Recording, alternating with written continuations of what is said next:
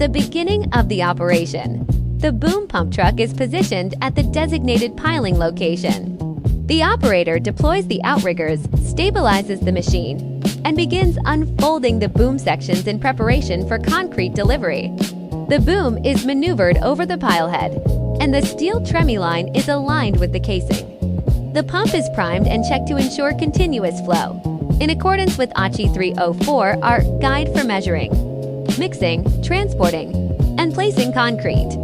A transit mixer carrying fresh concrete arrives at the site. The truck positions itself behind the pump, maintaining safe distance and alignment for proper discharge. A representative from the approved testing laboratory performs fresh concrete tests including temperature and slump, as per ASTM C1064 and ASTM C143. The concrete meets the acceptance criteria and is approved by the supervising engineer before placement begins.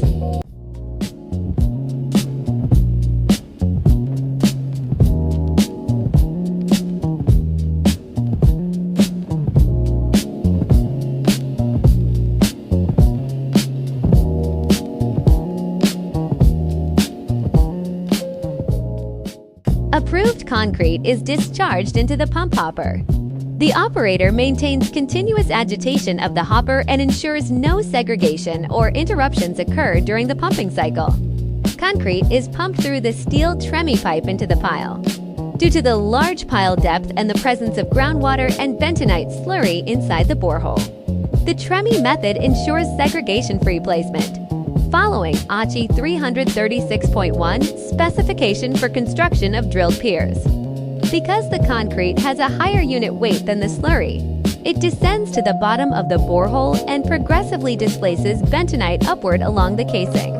Water and contaminated slurry are expelled from the top of the casing until a consistent flow of clean concrete appears.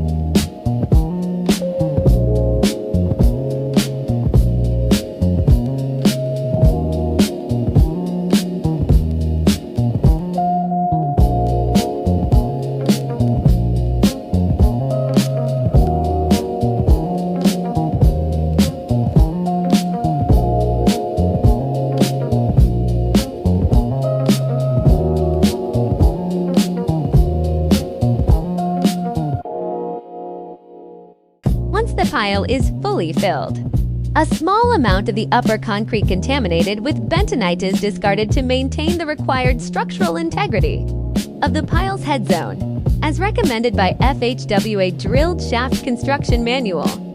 After confirming concrete level and stability, the steel casing is extracted using a Vibro-hammer attached to a crane.